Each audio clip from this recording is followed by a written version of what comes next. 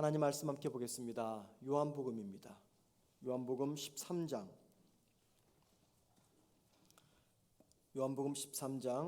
12절에서 17절입니다.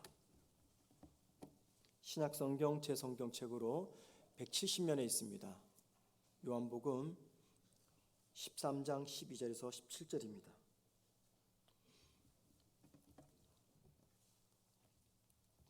제가 혼자 읽도록 하겠습니다. 그들의 발을 씻으신 후에 옷을 입으시고 다시 앉아 그들에게 이르시되 내가 너희에게 행한 것을 너희가 아느냐? 너희가 나를 선생이라 또는 주라 하는 너희 말이 옳도다. 내가 그러하다. 내가 주와 또는 선생이 되어 너희 발을 씻었으니 너희도 서로 발을 씻어주는 것이 옳으니라. 내가 너희에게 행한 것 같이 너희도 행하게 하여 본을 보였노라.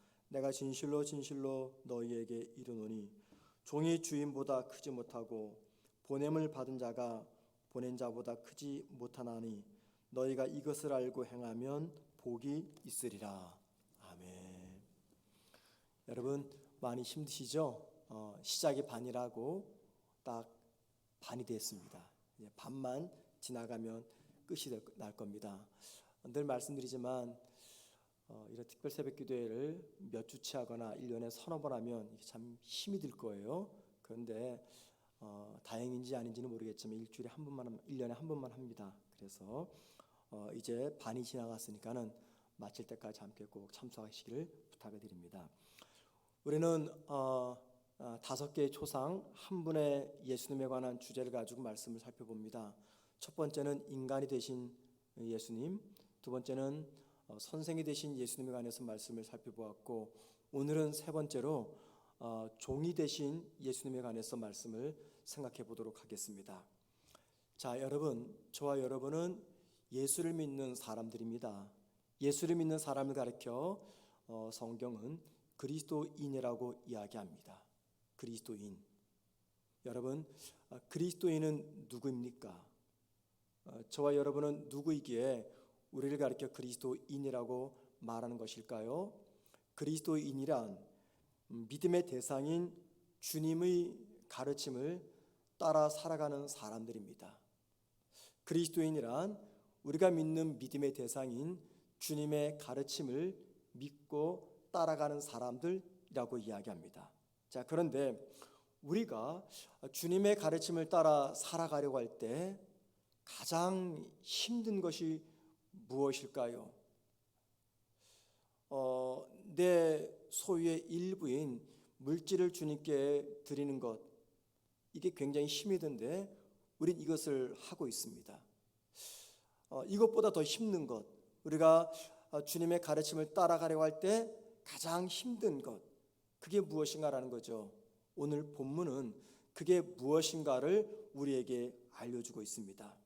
예수님은 십자가에 달리시기 전날 밤 제자들과 마지막 식사를 하셨습니다. 식사를 하기 위해서 이제 다락방으로 들어가셨어요. 당시에는요, 지금처럼 포장된 길이 없었습니다. 그리고 모든 사람들은 샌들 같은 신을 신고 다녔고, 그러다 보니 자연스럽게 발에는 수많은 먼지가 묻어 있었습니다. 그래서 다른 사람의 집에 들어갈 때는요, 반드시 발을 깨끗이 씻어야 했습니다. 당시의 관습은 집 주인이 아랫사람을 시켜가지고 집에 들어오는 손님의 발을 다 씻어 주었습니다.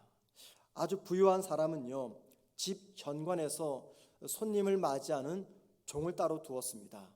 그래서 손님이 들어올 때 신을 벗기는 것을 도와주고 또 손님의 발을 씻어줍니다.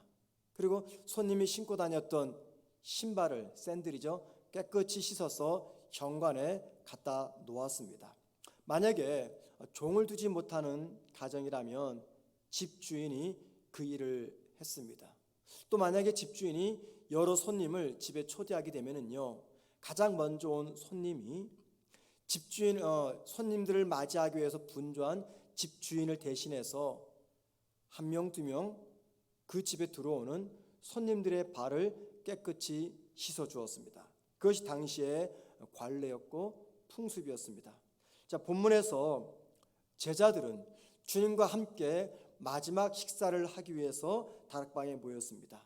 이곳에는 주인이라고 할 만한 사람은 없었습니다. 자, 그렇다면 먼저 온 제자들 혹은 다른 제자들은요, 다른 제자들의 발을 씻겨주기 위해서 물 대야를 준비해야 됩니다. 그런데 본문을 보면은 모든 제자들은 식탁에 기대 앉아 음식 먹을 준비를 하고 있었습니다. 자, 그때 우리 주님이 자리에서 일어나셔서 수건과 물 대야를 가지고 와서 다른 제자들의 발을 씻겨주기를 시작합니다. 주님이 제자들의 발을 씻기자 베드로는 절대 자신의 발을 씻길 수 없다고 이야기합니다. 그런 베드로와 제자를 향해서 주님이 하신 말씀이 오늘 본문 14절 17절 말씀입니다. 한번 보겠습니다. 내가 주와 또는 선생이 되어 너희 발을 씻었으니 너희도 서로 발을 씻어주는 것이 옳으니라. 내가 너희에게 행한 것 같이 너희도 행하게 하려 하여 본을 보였노라. 내가 진실로 너희에게 이르노니 종이 주인보다 크지 못하고 보냄을 받은 자가 보낸 자보다 크지 못하나니. 종이 하던 일을 행하시는 우리 주님의 이 모습은 무엇을 강조하는 장면입니까? 이 땅에 오신 우리 주님, 인간의 몸으로 이 땅에 오신 우리 주님은 종으로 오셨음을 알리는 말씀입니다. 마가복음 10장 45절에서 주님은 이런 말씀을 하셨습니다. 인자가 온 것은 섬김을 받으려 함이 아니라 도리어 섬기려 하고 자기 목숨을 많은 사람의 대속물로 주려 함이니라. 주님이 오신 목적은 섬김을 받기 위해서가 아니라 섬기기 위해서 오셨다라고 말합니다. 여러분, 섬기는 자가 누굽니까? 주인입니까? 종입니까? 종입니다. 그러니까는 우리 주님은 이 땅에 종의 모습으로 오셨다라는 것을 말씀하고 있습니다. 구약 성경은 예수님의 탄생을 예언하는 말씀입니다. 신약은 예수님이 탄생하신 사건을 강조하는 말씀입니다. 신구약 성경 모두가 다 동일시 하는 것이 있어요. 신구약 성경 모두가 다 강조하는 것 하나가 있는데 그것은 이 땅에 오실 메시아, 이 땅에 오신 메시아는 사람들을 섬기는 종의 모습으로 오셨다라는 것입니다. 우리 주님은 이 땅에 종으로 오셨습니다. 그리고 주님은 당신을 믿는 그리스도인들에게 당신이 이 땅에 종으로 왔듯이 그리스도인들도 서로를 섬기는 종이 되라고 말씀하십니다. 다른 사람을 섬기는 종이 되라고 하는 이 말씀은요, 그리스도인들이 반드시 지켜야 될 말씀이에요. 그렇죠, 여러분? 그 말씀은 우리가 믿는 주님이 우리에게 당부하신 말씀이기 때문입니다.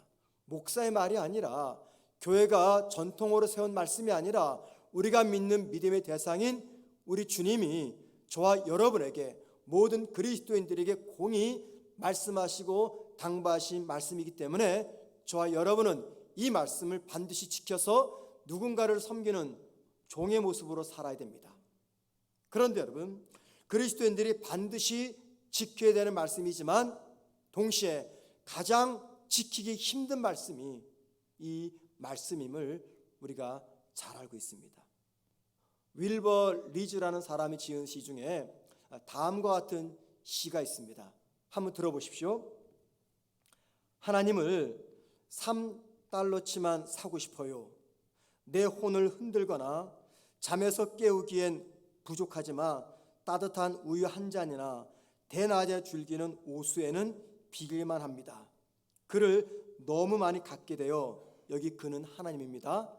제가 의역을 하자면 이런 말이죠. 하나님을 너무 많이 갖게 되어 흑인을 사랑하게 된다거나 떠돌이 일꾼과 추수밭 사이를 거닐게 되고 싶진 않아요.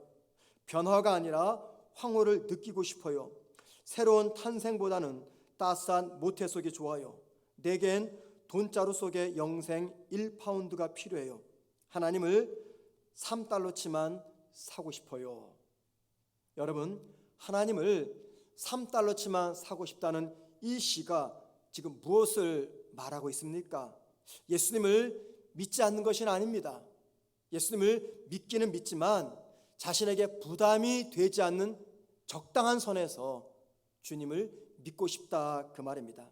주님을 따르기 위해서는 흑인이나 나그네를 사랑하거나 섬기는 대가를 치러야 되는데 그 대가를 피하고 싶다 그 말입니다. 한마디로 예수님을 믿기는 믿지만 예수님의 삶을 본받아 예수님처럼 살고 싶지는 않습니다 그 말입니다.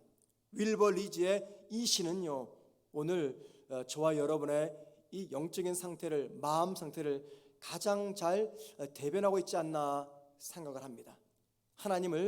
주님을 믿지 않는 것이 아닙니다. 믿습니다. 믿는데 적당한 선에서 믿고 싶어요. 누군가를 섬기거나 사랑해야 되는 이 대가를 치르기는 싫습니다. 그래서 대가를 치르지 않는 적당한 선에서 주님을 믿고 따르고 싶은 것이 우리 모든 그리스도인들의 심정입니다. 여러분, 왜 주님을 믿는 그리스도인들은 하나님을 3달러치만 사고 싶은 것입니까? 그것은요, 주님께 매이지 않고 자기 중심적으로 살고 싶어 하기 때문입니다. 그래서 종이 되신 주님처럼 다른 사람을 섬기는 종이 되어야 된다는 그 주님의 말씀 앞에서 하나님을 3달러치만 사고 싶다고 말하는 것, 이게 우리의 솔직한 고백입니다. 우리가 살아가는 이 세상에 공통점이 하나 있습니다.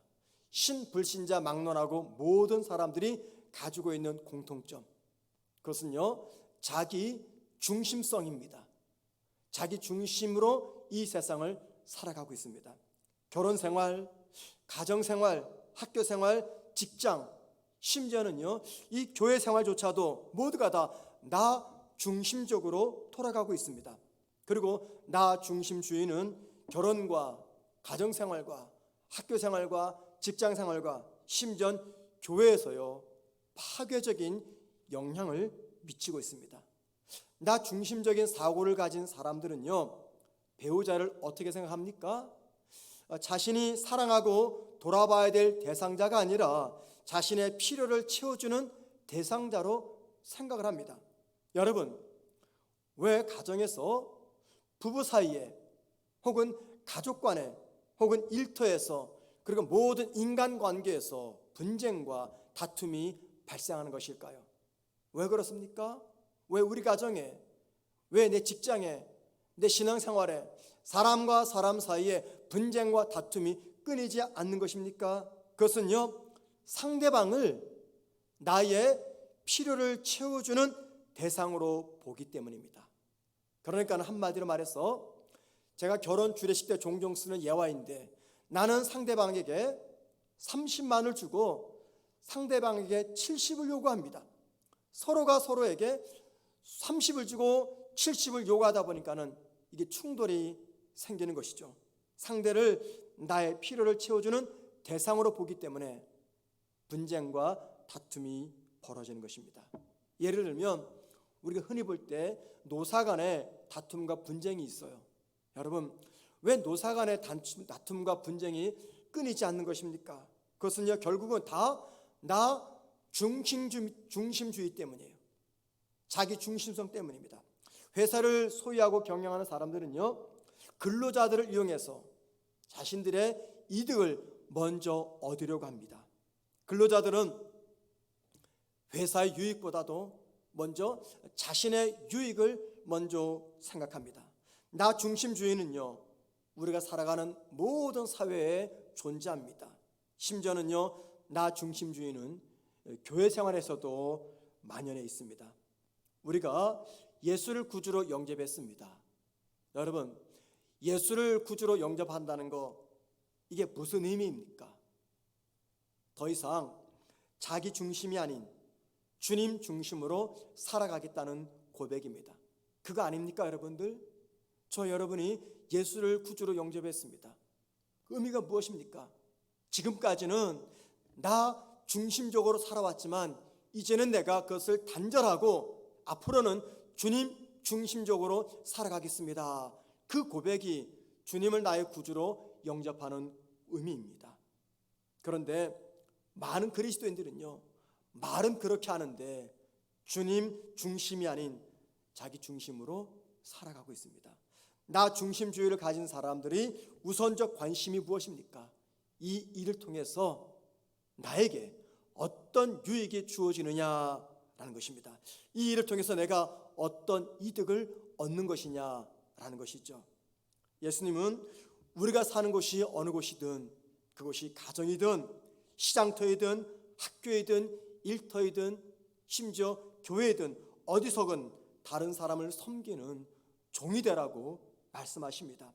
모두가 기피하는 종이 되어서 누군가의 발에 묻은 그 먼지를 털어주는 종의 삶을 살라고 당부하십니다. 그리고 그리스도인들은 그 일을 하도록 부름받은 사람이라고 말씀하고 있습니다. 이 말은요, 저와 여러분이 예수를 믿는 그리스도인이 된다는 것은 결국 뭘 의미합니까? 누군가를 섬기는 종이 된다는 것을 의미합니다. 따라서 여러분, 예수를 믿는 저와 여러분은 내 마음대로 하나님을 3달러치만 소유할 수가 없습니다. 내가 좋아하는 것만 선택해서 가질 수가 없습니다. 내가 좋아하지 않아도 주님이 취하라고 말씀하는 것을 저와 여러분은 취해야 됩니다. 나는 섬기는 것보다 섬김을 받고 군림하는 것을 더 좋아할 수 있어요. 그럼에도 불구하고 주님이 섬기는 종이 되라고 말씀하시니까는 우리는 섬김을 받고 싶고 군림하고 싶은 내 선택을 내려놓고 종이 되는 것을 선택을 해야 됩니다. 왜 그렇습니까? 그게 예수 믿는 성도의 사명이기 때문입니다. 왜냐하면 우리 주님이 이 땅에 종으로 오셨기 때문입니다. 저와 여러분이 믿는 우리 주님이 이 땅에 왕으로 오지 않냐고 종으로 오셨기 때문에 그 주님을 믿는 저와 여러분도 우리 주님처럼 종처럼 살아야 된다는 것이죠. 지난주에 처음으로 임직자 교육을 가졌습니다. 임직자 교육을 하면서 제가 임직을 받을 그분들에게 아주 강조한 것이 하나가 있었어요. 그게 뭐냐면 성도님들이 여러분들을 권사님으로, 안수집사님으로, 장로님으로 세워드린 것은 그 직분 자체의 의미가 있어서보다도 그 직분에 맞는 봉사를 하라고 여러분을 세워주신 것입니다. 만약에 직분은 받았지만 그 직분에 합당한 봉사와 섬김을 하지 못하겠다고 생각하신다면 지금이라도 임직식 하기 전에 사의를 표명하셔야 됩니다. 말씀을 드렸어요. 여러분, 제 말이 맞습니까? 틀립니까? 제 말이 맞습니까? 틀립니까? 맞죠? 맞습니다. 교회에 여러분의 직분을 받으신 것은 그 직분 자체의 의미가 있어서가 아니라 그 직분에 맞는 섬김과 봉사를 하라고 교회가 세우고 하나님이 세워주신 겁니다. 그런데 만약에 그 직분에 맞는 섬김과 봉사를 하지 않는다면은 여러분, 그 직분이 무슨 의미가 있습니까? 하나님이 교회 안에 목사를 비롯한 다양한 직분을 세운 목적이 무엇입니까? 직분을 받은 것이 다른 성도와 비교할 때 내가 월등히 더 낫다는 것을 증거하는 증표입니까? 목사, 장로, 집사, 권사 등등의 직분이 일반 성도들보다 더 능력이 있고 더 높다는 것을 증명하는 자격증입니까? 내가 교회에서 어떤 직분을 맡았든지 그 직분의 목적은 하나입니다. 주님처럼 다른 사람을 섬기는 종이 되는 것입니다. 목사가 되어서 다른 사람을 섬기지 못하고 섬김만 받으려고 하고 왕처럼 군림한다면요, 목사가 되지 말아야 됩니다. 직분을 맡아서 다른 사람을 섬기지 못하고 섬김을 받으려고 하고 군림하려고 한다면은 직분을 받지 말아야 됩니다. 여러분, 교회 안에서뿐만이 아닙니다. 우리가 살아가는 세상 구석구석에서 예수 믿는 그리스도인들은 섬김을 받기보다도 군림하기보다도 누군가를 섬기는 종의 모습으로 살아야 됩니다. 그게 예수 믿는 사람들의 운명입니다. 왜냐하면 우리가 믿는 주님이 이 땅에 종으로 오셔서 종처럼 사셨기 때문이죠. 그리스도인들은 누군가를 섬기는 사람이다, 이 말 오늘 처음 들으십니까 여러분들? 아니죠. 귀가 따갑도록 들었습니다. 예수 믿는 성도는 누군가를 섬기는 종처럼 살아야 된다, 귀가 따갑도록 들은 이야기입니다. 그런데도 섬기는 종이 되기보다도 섬김을 받으려고 하고 군림하기를 좋아합니다. 다른 사람을 높이고 자신을 낮추지 못합니다. 여러분, 왜 그럴까요? 대개의 경우에는요, 불안하기 때문입니다. 불안하기 때문에. 왜 불안할까요? 왜 불안할까요? 그것은요, 내가 다른 사람들을 섬기면 사람들이 그것을 당연시 여기거나 혹은 나를 무시하거나 나를 업신여기지 않을까, 이게 두려운 거예요. 또는 내가 누군가를 섬기게 되면 사람들이 그것을 이용해서 나에게 피해를 주지 않을까라는 생각을 하기 때문이죠. 솔직히 그런 마음이 있습니다. 저에게도 있습니다. 어떤 목사들의 모임에 가서 제가 나서서 누군가를 섬기려고 하면은 이 마음속에 혹 나를 무시하는 거 아닌가? 나를 업신여기는 거 아닌가? 이런 생각이 들어요. 여러분, 저보다 연세 많으신 분들에게 죄송한 말씀입니다만 제가 이제 얼마 안 있으면 저도 이제 60이 되잖아요. 그런데 제가 속한 노회에 가면은 제가 꽤 선배입니다. 신학대학원 꽤 선배인데 많은 사람들은요, 제가 한참 후배라고 생각을 해요. 나이도 어리고 때로는 그게 굉장히 기분이 나빠요. 내가 자기보다 선배인데 나이도 많은데 한 수년 전, 한 3, 4년 전인가 한참 후배입니다. 나이도 저보다 많이 어립니다. 그런데 저를 막 야단을 치는 거예요. 제가 열심히 노예 일 안 한다고 해서. 제가 불렀습니다. 목사님, 저 좀 보십시다. 내 나이가 당신보다 적지 않은 나이입니다. 그리고 내가 당신보다 신학교 한참 선배입니다. 그런데 이런 말 듣는 게 좀 부담이 됩니다 라고 말한 적이 있습니다. 저도 못난 거죠. 그냥 들으면 되는데 자존심이 상하니까는 따라 불러가지고 제가 그런 이야기를 했어요. 그때부터 저를 깍듯이 대하더라고요. 여러분, 그런 경우 있죠. 누군가를 섬기면 이게 당연시 여기고 나를 우습게 봐요. 업신여겨요. 내가 뭔가 부족한 것으로 생각을 합니다. 두려움이죠, 두려움. 여러분, 우리 위해서 종이 되신 주님을 믿고 주님의 가르침을 실천하려고 할 때 우리가 기억할 것이 있어요. 그게 뭐냐면 나의 권위가 어디에서부터 주어졌느냐라는 것입니다. 목사의 권위, 장로와 집사와 권사와 다양한 직분의 그 권위가 어디에서 주어진 권위입니까? 내가 다른 사람보다 열심히 노력해서 내가 획득하고 쟁취한 권위입니까? 아닙니다. 성경은 그렇다고 말하지 않습니다. 시편 75편 6절과 7절은 우리의 권위가 어떻게 주어졌는지 이렇게 말합니다. 한번 들어보세요. 물은 높이는 일이 동쪽에서나 서쪽에서 말미암지 아니하며 남쪽에서도 말미암지 아니하고 오직 재판장이신 하나님이 이를 낮추시고 저를 높이시느니라. 우리의 재판장이신 하나님이 우리에게 권위를 주셨다, 그 말입니다. 여러분, 우리의 권위 누가 준 겁니까? 내가 노력해서 획득한 겁니까? 아니에요. 하나님이 주신 것입니다. 그래서 내가 종처럼 겸손히 다른 사람을 섬긴다고 해서 하나님이 나를 낮추지 않는 이상 내 위상에는 변함이 없다는 이야기입니다.